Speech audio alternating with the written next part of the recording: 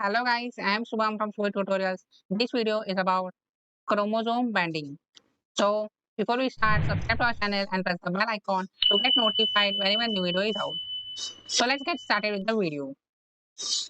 Chromosome banding is a cytological procedure in which we do a differential staining of the mitotic chromosomes. Okay, so this is a procedure of, or we can say, technique of differential differential staining of mitotic chromosomes. So this is a technique in which we stain the chromosomes for the analysis. Okay, basically this is a type of we can visualize the chromosomes as we saw in the previous video of karyotype. So through this procedure we can visualize the chromosomes. What is the benefit of chromosome binding? It reflects the heterogeneity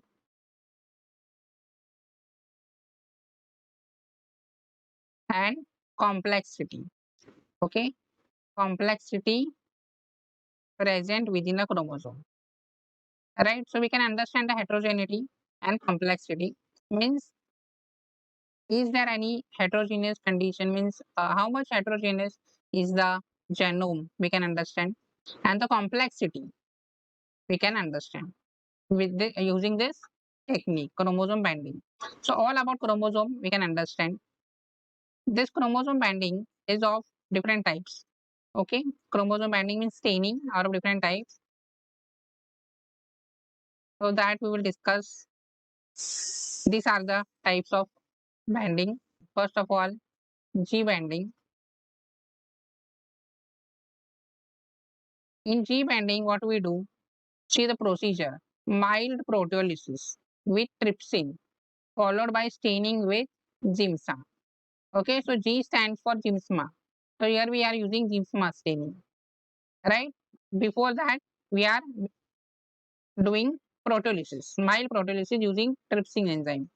And these are the banding pattern, what we see: dark bands and light bands. The bands are produced. Okay, bands that are strongly stained are known as dark bands, and those are weakly stained are known as light bands.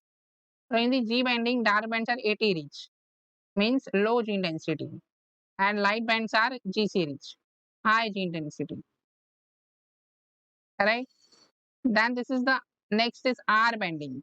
R stands for reverse. Okay, reverse of Jeansma banding. G banding, it is the reverse of G banding. Thermal denaturation followed by staining with Jeansma. Okay, here dark bands are G series. Okay, thus it is known as reverse. Dark bands are G series and light bands are AT reach. Right? Then the next type of banding is Q banding. Q stands for quinacridine. This is a fluorescent stain. Okay, quinacridine mustard. So here we stain the chromosomes with quinacridine mustard, a fluorescent stain. Here dark bands are AT rich, like G banding. Dark bands are AT rich and light bands are GC rich. Alright. Then the next type of banding is C banding. C stands for constitutive heterochromatin. Okay, C stands for constitutive heterochromatin. Denaturation with barium hydroxide and then staining with gypsum. Here also we are staining with gypsum, but we are denaturating with barium hydroxide. Okay, so dark bands contain constitutive heterochromatin. So thus it is known as C banding because C stands for constitutive heterochromatin. But dark bands contain constitutive heterochromatin. So these are the four types of common uh, banding techniques, right? Then the next thing, very important thing is that also there is a term known as chromosome painting. Okay, chromosome painting. But this is different from banding. Okay, see, we have to remember that banding is the staining procedure. Okay, differential staining procedure of the mitotic chromosomes. Chromosome painting is the hybridization technique. okay, in which we do hybridization. Here we do hybridization. This is a hybridization technique of chromosome with fluorescent label fluorescent label probe. Okay, so here we use a probe which is fluorescent, and that we hybridize with the chromosome.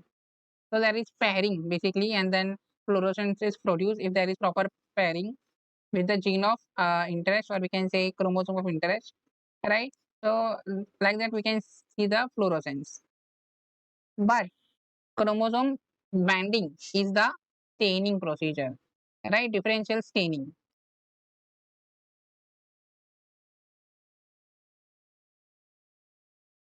Chromosome banding is the differential staining procedure.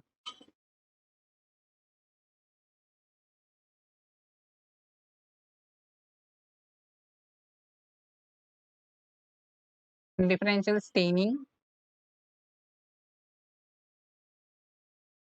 cytological technique, right? So this is chromosome banding. The next further topic is this region bands and subbands.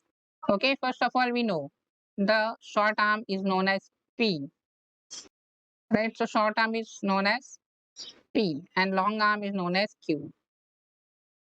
Further, there are divisions. Now, this is further divided into regions. Arms are further divided into regions. Regions are further divided into bands.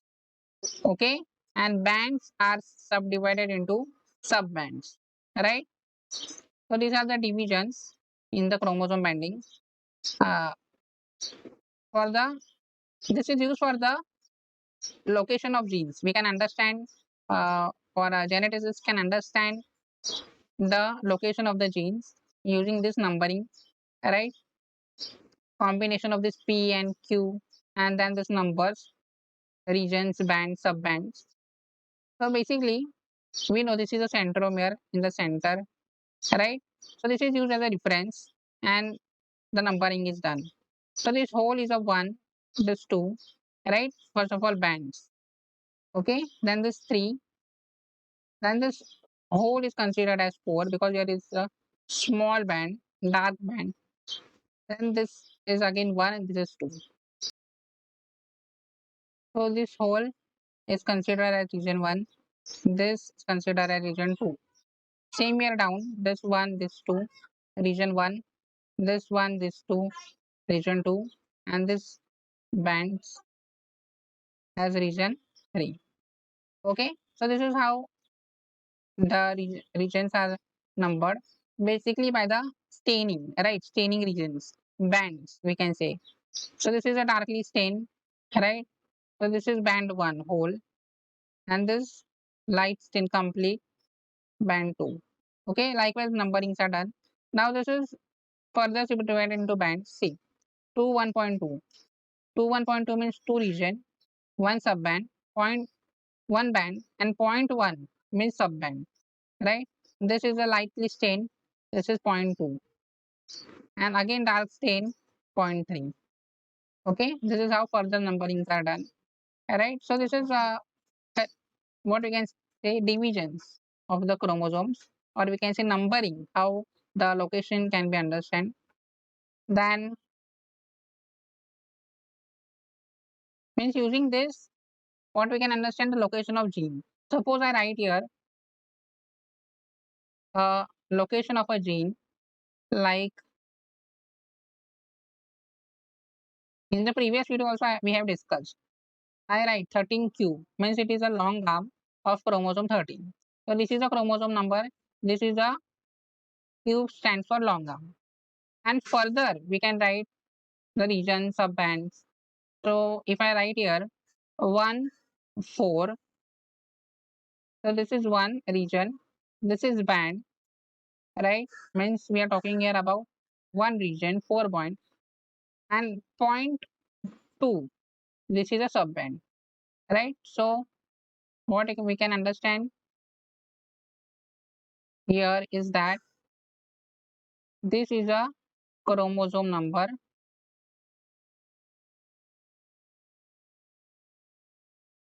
This Q or P represent arms of chromosome.